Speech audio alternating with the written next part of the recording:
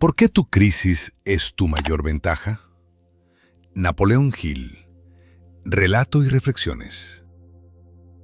La mayoría de los hombres ven la espera como una sentencia. Creen que cuando la vida les obliga a detenerse, cuando el teléfono deja de sonar, cuando el capital se agota o cuando el proyecto se estanca, están siendo castigados por el destino. Nos han enseñado a temer al vacío, a sentir que el silencio es la antesala del olvido. Pero hoy vengo a pedirte que te despojes de esa mentira. Lo que tú llamas tiempo perdido es, en realidad, el periodo de incubación más violento y necesario de tu vida. Sé lo que es estar en la cúspide de una derrota temporal. He sentido el frío de un despacho vacío y el peso del silencio cuando nadie apuesta por tu visión. Pero, ¿y si te dijera que el éxito no se construye en el clímax de la victoria, sino en la oscuridad de la espera? La mayoría de las personas son incapaces de entender esto porque su enfoque es reactivo. Esperan que el mundo les dé permiso para avanzar, mientras que el 1% utiliza ese vacío para reprogramar su propia realidad. Has estado buscando la salida en el lugar equivocado, esperando que el entorno cambie para tú poder cambiar. Pero la verdad es mucho más incómoda. La crisis no ha llegado para destruirte, ha llegado para obligarte a definir quién eres cuando nadie te está mirando. Como bien diría Séneca, la suerte es lo que sucede cuando la preparación coincide con la oportunidad. Si no estás preparado en el periodo de espera, la oportunidad, cuando llegue, solo será otro desastre esperando a ocurrir.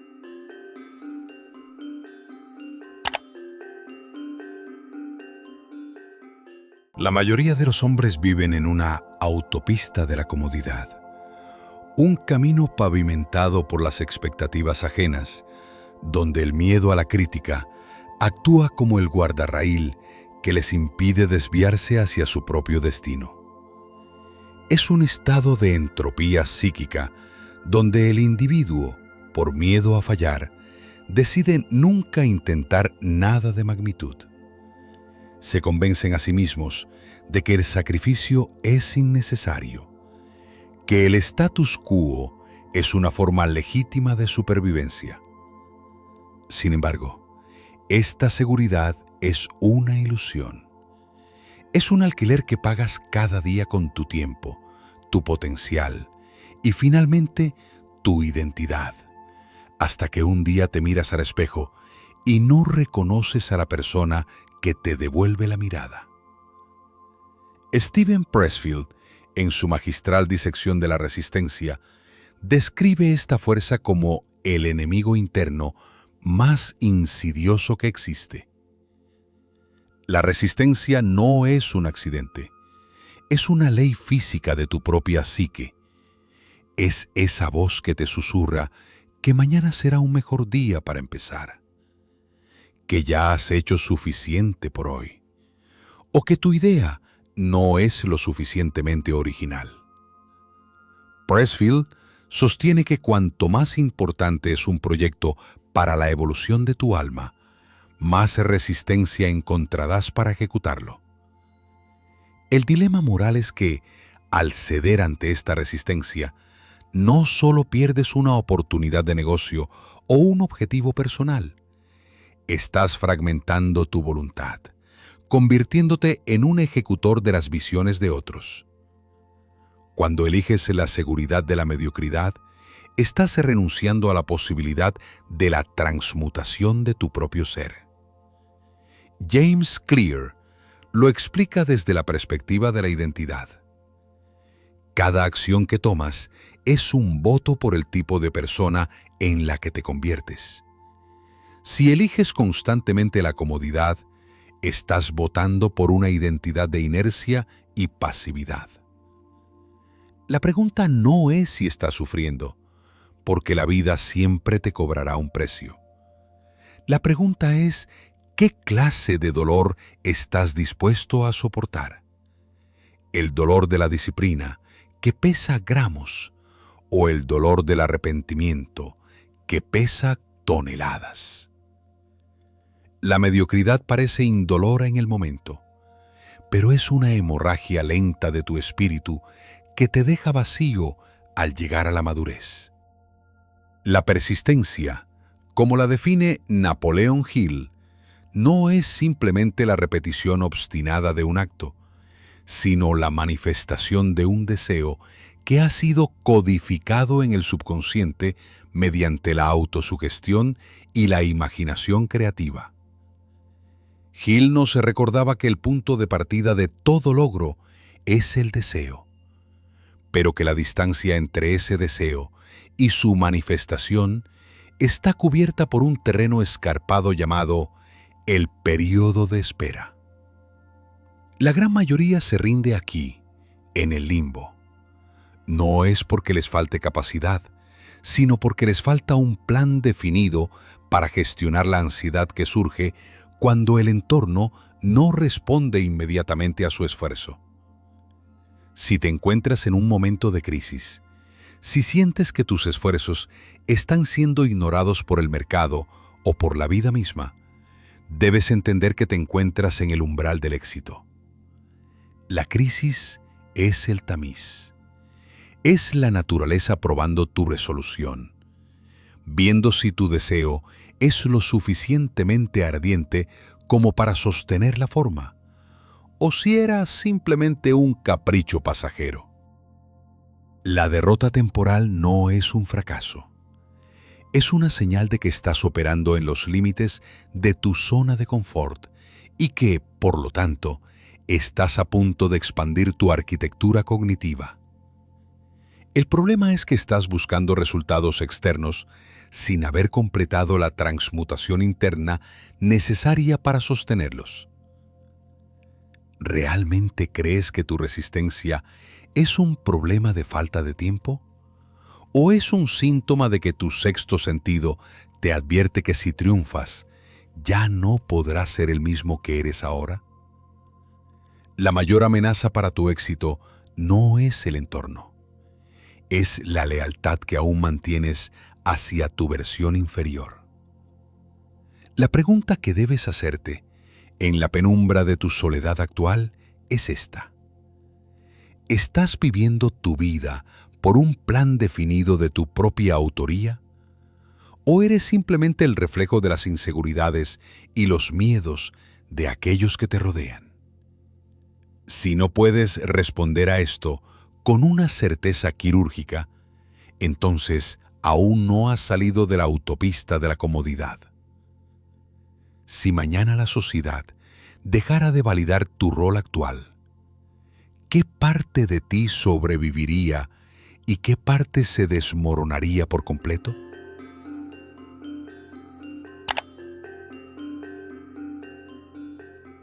Napoleon Hill, en su análisis sobre el deseo, no hablaba de un capricho emocional, sino de un estado mental que debe ser cultivado hasta que se convierta en una obsesión lógica.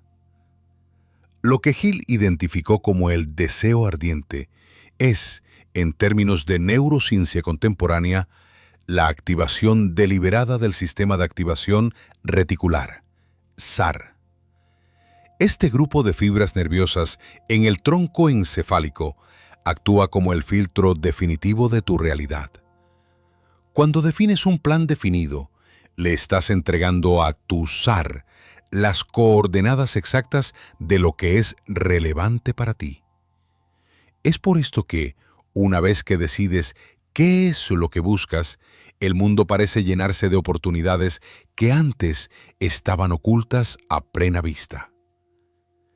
Mientras Hill insistía en que cualquier cosa que la mente del hombre puede concebir y creer puede lograr, Earl Nightingale, en su atemporal El 6 más extraño, reforzaba esta verdad con una precisión quirúrgica. Nos convertimos en lo que pensamos durante todo el día. La dialéctica entre ambos autores es fascinante. Hill nos entrega el método, la autosugestión y la persistencia, mientras que Nightingale nos entrega la advertencia. Si no programas tu mente de forma consciente, el entorno lo hará por ti. Nightingale argumentaba que la mayoría de los hombres son producto de su ambiente porque han renunciado a la soberanía de su enfoque, dejando que el zar se alimente de noticias, deudas y miedos ajenos. Imagina por un momento que tu cerebro es un bosque denso y oscuro.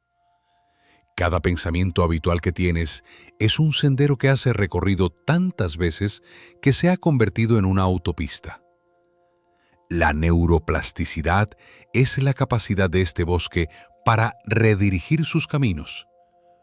Cuando practicas la visualización de tu éxito, estás literalmente trazando un nuevo sendero en medio de la maleza. Al principio es difícil y requiere un esfuerzo consciente masivo. Sin embargo, con la repetición constante, lo que Hill denominaba autosugestión, ese nuevo sendero se ensancha y se pavimenta, hasta que caminar por él se vuelve más natural que seguir las viejas rutas del miedo y la duda. Pero déjame interrumpirte aquí con una revelación que muchos ignoran. El éxito no es un destino que alcanzas, es un filtro que activas. ¿Sabías que tu cerebro ignora aproximadamente el 99% de la información sensorial que recibe cada segundo? Esto no es un defecto de fábrica, es una salvaguarda. Si fueras consciente de cada estímulo, colapsarías. Tu sexto sentido es, en gran medida, la intuición que surge cuando tu zar está perfectamente alineado con tus objetivos, permitiéndote detectar patrones de éxito en lugares donde otros solo ven caos o ruido. Si hoy no estás logrando lo que deseas, no es porque la oportunidad no exista, es porque tu filtro reticular está configurado para detectar los obstáculos en lugar de los puentes.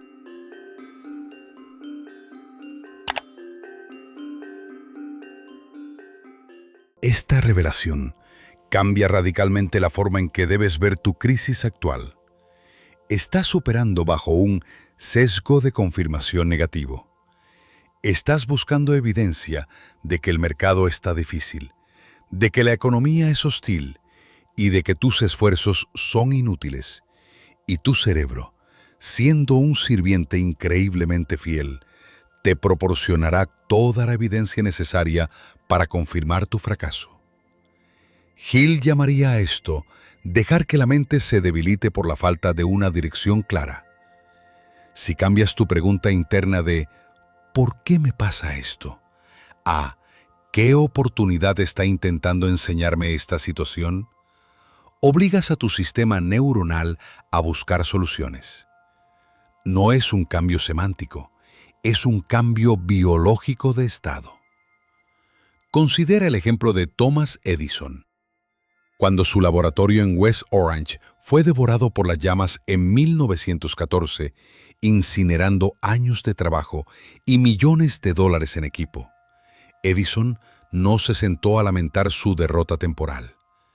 Con 67 años, mientras observaba el fuego, se cuenta que le dijo a su hijo: «Ve a buscar a tu madre y a sus amigos. Nunca verán un incendio así en sus vidas». A la mañana siguiente, ante las ruinas humeantes, Edison declaró: «Hay un gran valor en el desastre. Todos nuestros errores han sido quemados. Gracias a Dios, podemos empezar de nuevo». Edison tenía un plan definido tan arraigado en su zar que el incendio no fue un final. Fue literalmente una limpieza de espacio para nuevas innovaciones. La historia de Edison es una metáfora de alto impacto. Cuando tu propósito es lo suficientemente grande, el desastre se convierte en combustible. Al igual que el ave fénix de la mitología, que renace de sus propias cenizas. Tu capacidad de resiliencia no debe ser una respuesta al daño, sino una estrategia de diseño de vida. En tu caso, esa crisis financiera o personal que estás viviendo es el incendio que está quemando tus métodos ineficientes y tus apegos a un pasado que ya no te sirve.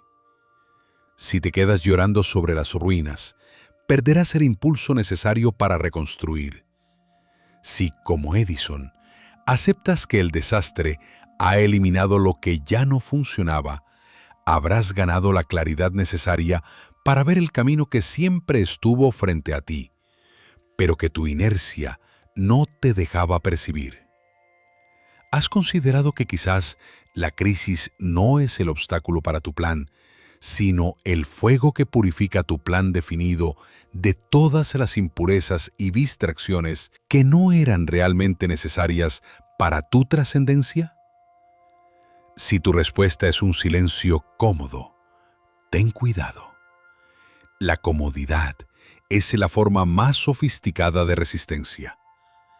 Si supieras que tu próxima gran victoria depende de un incendio, es decir, de la pérdida total de tu seguridad actual, ¿estarías dispuesto a quemar los puentes tú mismo o esperarías a que la vida los queme por ti?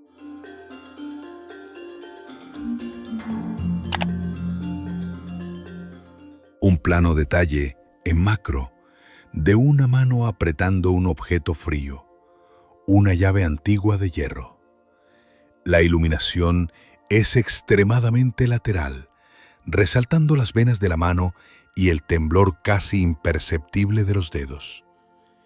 El entorno está en penumbra total, excepto por una luz cenital que cae sobre la mano, evocando el estilo de los maestros del claroscuro como Caravaggio. La imagen carece de color. Solo escala de grises, textura de piel y metal. Hay un momento en el ciclo de toda ambición seria, donde el silencio deja de ser un espacio de reflexión y se convierte en una celda. Es ese instante en el que tus planes definidos parecen mapas dibujados en el agua. Cada vez que intentas trazar un rumbo, la realidad se encarga de borrar las líneas. He estado ahí, en la madrugada, cuando el frío de la incertidumbre se te mete bajo la piel y te susurra que quizás, solo quizás, todo esto ha sido una fantasía pueril. Es el peso insoportable de sentir que has apostado tu reputación, tu capital y tus años a una visión que solo habita en tu cabeza, mientras el mundo exterior te exige que seas realista y que aceptes tu posición. Recuerdo vívidamente una noche en la que la derrota temporal no era una teoría, sino un hambre física en el estómago y una duda absoluta en el pecho. No había conferencias, ni libros, ni aplausos. Solo una habitación alquilada, un café frío y el sonido de mi propia respiración. En esos momentos, la persistencia no es una virtud heroica de la que presumir. Es una agonía silenciosa. Es la decisión de levantarte al día siguiente y actuar como si el éxito fuera inevitable, incluso cuando cada fibra de tu ser te grita que eres un impostor al borde del abismo. Esa lucha no se desarrolla en el campo de batalla de los negocios, sino en el teatro solitario de tu subconsciente. Viktor Frankl, quien sobrevivió a la deshumanización absoluta de los campos de concentración, nos dejó una lección que debería estar grabada en el despacho de todo hombre que aspira a la maestría. Al hombre se le puede arrebatar todo, salvo una cosa: la última de las libertades humanas, la elección de la actitud personal ante un conjunto de circunstancias para decidir su propio camino. Frankl no hablaba desde un pedestal de comodidad. Hablaba desde el horror del lager. Si Frankl pudo encontrar un sentido en el vacío de la existencia más pura, ¿qué derecho tienes tú, frente a tus desafíos actuales, para sucumbir ante el cinismo? Tu derrota temporal no es una medida de tu capacidad. Es simplemente el test de tu carácter. La resistencia, esa fuerza de la que hablábamos anteriormente, se alimenta de tu autocompasión. Cuando te sientes víctima de las circunstancias, cuando culpas al mercado, a la suerte o a la traición de otros, le estás entregando las llaves de tu sexto sentido a la mediocridad. La transmutación comienza en el preciso instante en que dejas de preguntar, ¿por qué me pasa esto? Y empiezas a preguntar, ¿quién debo convertirme para que esto deje de ser un obstáculo y se convierta en una herramienta? Frankl demostró que el dolor es inevitable, pero el sufrimiento, esa narrativa dolorosa que construimos sobre lo que nos sucede, es en gran medida opcional. Al elegir tu actitud, no solo estás sobreviviendo, estás ejerciendo una soberanía que ni la bancarrota, ni el fracaso, ni el rechazo pueden tocar. Pero seamos honestos, esta libertad duele. Elegir ser responsable de tu propia oscuridad es un ejercicio de madurez que pocos están dispuestos a pagar. La mayoría prefiere el confort del lamento porque el lamento te exime de la acción. Si eres una víctima, no tienes que intentar nada. Si eres una víctima, el fracaso no es tu responsabilidad. Es un refugio cómodo, un anestésico contra el miedo a descubrir que, quizás, el único impedimento real para tu éxito siempre has sido tú mismo. Y esa es, precisamente, la verdad más aterradora que un hombre puede enfrentar. No estás donde quieres estar porque no has tenido el valor de quemar los puentes que te atan a tu versión inferior. La persistencia que Napoleón Hill tanto exaltaba es, en el fondo, la capacidad de sostener tu visión cuando la evidencia sensorial te dice que estás equivocado. Es la fe irracional en un plan definido mientras el mundo te exige cordura. Hill entrevistó a los gigantes de su era, a hombres como Ford o Edison, y descubrió que su rasgo común no era la ausencia de miedo, sino la posesión de una locura controlada por la disciplina. Esa locura es tu sexto sentido despertando. Es la habilidad de ver la estructura de tu futuro antes de que se manifieste en la realidad tangible. Y ese futuro, el que has concebido en tus horas de meditación, es un lugar que exige un tributo. Exige la muerte de tu ego actual. Si hoy te sientes vulnerable, si sientes que tu estructura se resquebraja, no intentes repararla con los mismos materiales que la construyeron. Deja que se caiga. Deja que el fracaso haga su trabajo de purificación. Lo que quede después de la tormenta es lo único que realmente merece la pena conservar. Tu arquitectura mental, al igual que los edificios neoclásicos que admiramos, necesita fundamentos profundos. Y esos fundamentos solo se cavan en el suelo duro de la adversidad. No busques alivio en la validación externa. Busca la verdad en el silencio de tu derrota. Ahí, donde ya no tienes nada que perder, es donde realmente comienza tu verdadera soberanía.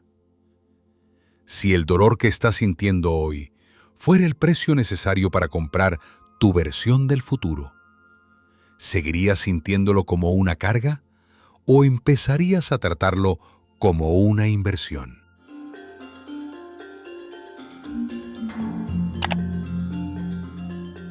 Ya has visto el abismo, has sentido el peso de la derrota temporal y has reconocido que, en la oscuridad, no estaba siendo destruido, sino despojado de lo superfluo.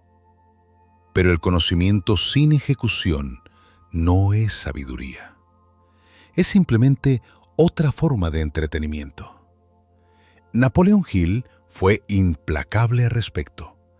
El deseo, sin un plan definido, es solo un sueño que se desvanece al despertar. Si has llegado hasta aquí, es porque posees la materia prima necesaria para la transmutación. Ahora, te exijo que conviertas esa materia en una estructura. Jim Rohn, el maestro de la arquitectura del carácter, solía decir que la disciplina es el puente entre las metas y los logros. Este puente no se construye con buenas intenciones. Se construye con actos minúsculos y repetitivos realizados en el momento exacto en que la resistencia es más alta. Ron nos enseñaba que el éxito es simplemente el resultado de unos pocos hábitos sencillos, practicados cada día, mientras que el fracaso es simplemente el resultado de unos pocos errores de juicio, repetidos cada día. La diferencia entre el 1% y el resto no es un talento místico. Es la ferocidad con la que protegen sus rutinas de los asaltos del caos cotidiano.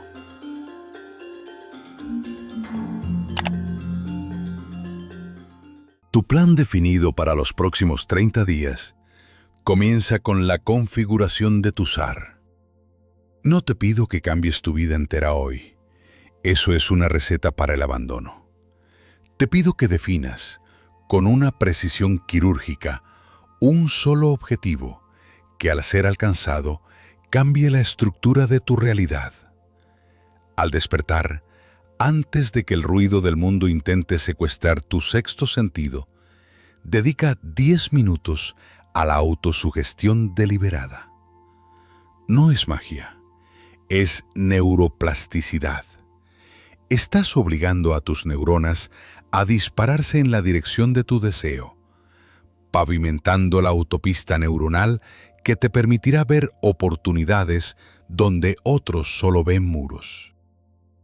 La persistencia que te exijo no es la de un mártir, sino la de un estratega. Si tu plan falla, cambia el plan, no el objetivo.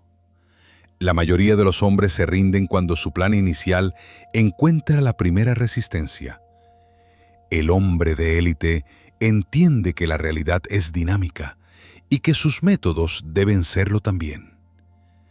Al final de cada jornada, evalúa tus resultados no por la validación que recibiste, sino por la integridad con la que ejecutaste tu plan.